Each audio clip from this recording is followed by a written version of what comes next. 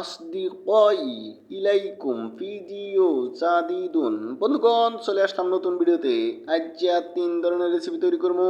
আমার কফিলে কইলাম কফিল আজকে একটা সান্ডা রেসিপি বানাই। কফিল কয় এর আগের বার এক বাংলাদেশি কর্মচারী আমারে সান্ডার কথা কয়ে গুইল খাওয়াইছে।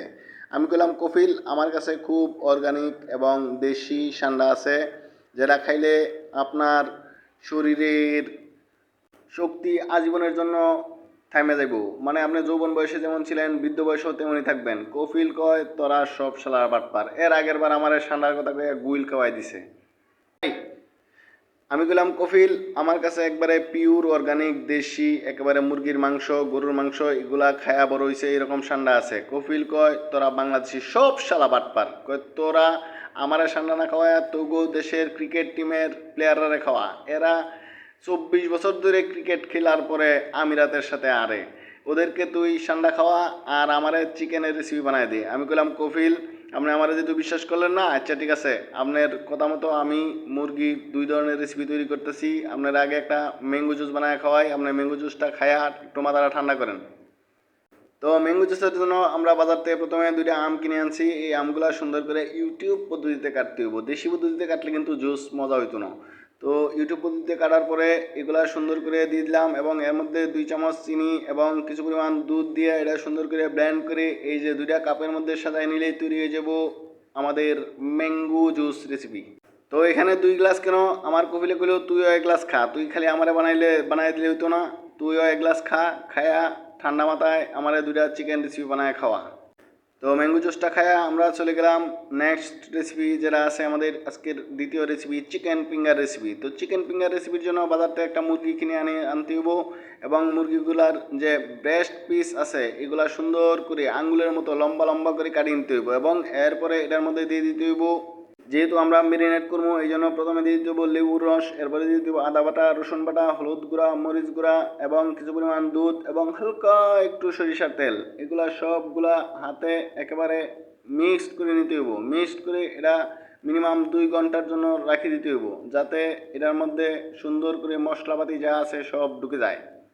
তো এই যে প্রসেসগুলো দেখতে পাচ্ছেন, এই প্রসেসগুলো সুন্দর করে আমরা এই যে ম্যারিনেট করি, এরপরে এটা ঢাকি রেখে দিলাম মিনিমাম 2 ঘন্টার জন্য।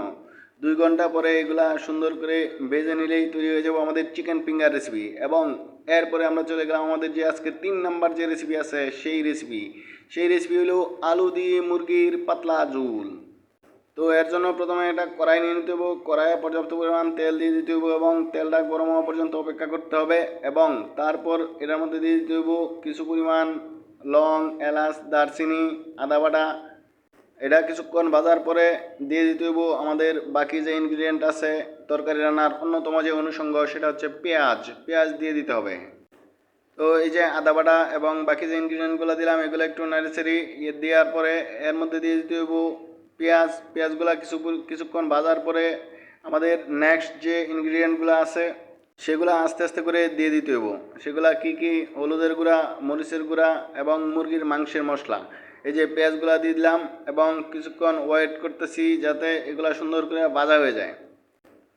তো বন্ধুগণ, এর মধ্যে একটা কথা বলে রাখি, আজকের যে রেসিপি বানাইতেছি আমার কফিলে কইছে যে আজকের যে রেসিপি এই রেসিপি তুই যত রান্না করছস এই যাবৎকালের সবচেয়ে ভালো এবং টেস্টি রেসিপি হইলো আজকের যে চিকেন ফিঙ্গার রেসিপি সেই রেসিপি।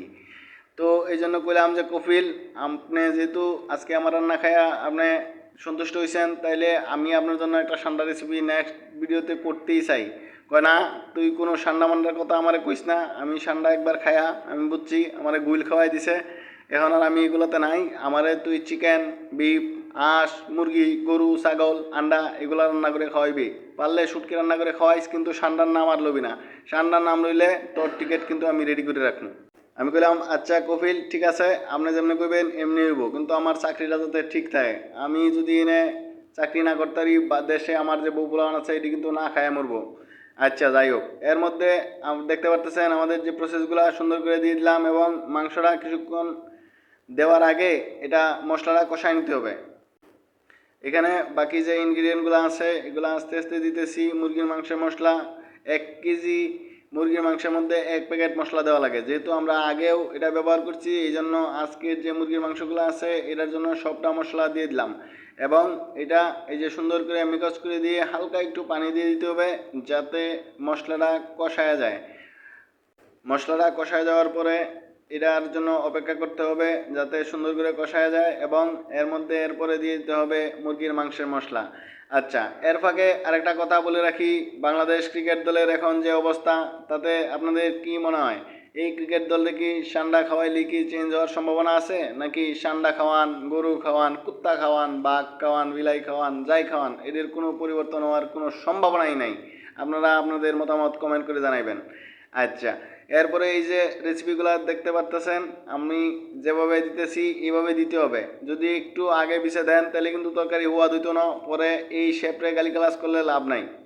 আচ্ছা, যাই হোক, এরপরে আমরা এই যে মুরগির মাংসগুলো দিয়ে সুন্দর করে এটা মিক্স করে কিছুক্ষণের জন্য ঢাকি দিতে হইব, এবং এটা সুন্দর করে কষা হওয়ার পরে যাতে তেল যতক্ষণ পর্যন্ত না বের হইব ততক্ষণ কিন্তু এটা কষানো হইব না। কষানো হওয়ার পরে কিছু পরিমাণ গরম পানি দিয়ে আর কিছুক্ষণ এটা যদি আমরা ডেকে রেখে দিই তাহলে হয়ে যাবে আমাদের আলু দিয়ে চিকেনের রেসিপি। এরপরে চলে গেলাম আমাদের 3 নাম্বার এবং আজকের যে আকর্ষণীয় এবং important recipe, chicken finger recipe. তো চিকেন ফিঙ্গার রেসিপির জন্য এখানে কিছু আটা এবং কিছু বেসন এবং এর মধ্যে কিছু পরিমাণ হলুদ, মরিচ, এইগুলা সুন্দর করে দিয়ে মিক্স করে নিতে হইব। এবং প্রথমে দেখতে পাচ্ছেন যে আমরা 2টা ডিম ফাটায় নিছি। এই ডিমের মধ্যে ওই চিকেন ফিঙ্গারগুলা সুন্দর করে চুবাইয়া এরপরে আটা দিয়ে চুবাইতে হইব, আবার ডিমের মধ্যে চুবাইতে হইব এবং আটা দিয়ে সুন্দর করে চুবাইয়া এরপরে এটা ছাড়িয়ে দিতে হইব গরম তেলের মধ্যে। এই যে দেখতে পাচ্ছেন আমি প্রথমে ডিমের মধ্যে চুবাই নিলাম, এরপরে এই চিকেন ফিঙ্গার সুন্দর করে আমরা যে মিক্সটা তৈরি করছি, মিশ্রণ তৈরি করছি আটা ময়দা এগুলা দিয়ে এটার মধ্যে চুবাইছি। এরপরে আবার এটা ডিমের মধ্যে চুবাইলাম, চুবানোর পরে আবার এটা আটা ময়দা এইগুলা যে মিক্সড আছে এটার মধ্যে চুবানোর পরে আমরা এই যে সুন্দর করে তেলে ছাড়িয়ে দিতে হইব। এবং লক্ষ্য রাখতে হবে তেলটা যাতে ফুটন্ত গরম তেল হয়, না হলে কিন্তু আপনার ওই যে চিকেন ফিঙ্গার আছে এগুলো কিন্তু কড়াইয়ের সাথে আটকে যাওয়ার সম্ভাবনা থাকতে পারে। এই যে সুন্দর করে মিনিমাম 3-4টা করে একবারে দিয়া একটু কড়া করে ভাজলেই তৈরি হয়ে যাবে আমাদের চিকেন ফিঙ্গার রেসিপি। এবং এই যে দেখেন আমাদের মুরগির যে আলু দিয়ে পাতলা ঝোল, এটার ফাইনাল লুক। বন্ধুগণ, ভিডিও কেমন হয়েছে কমেন্ট করে জানাবেন। আসসালামু আলাইকুম।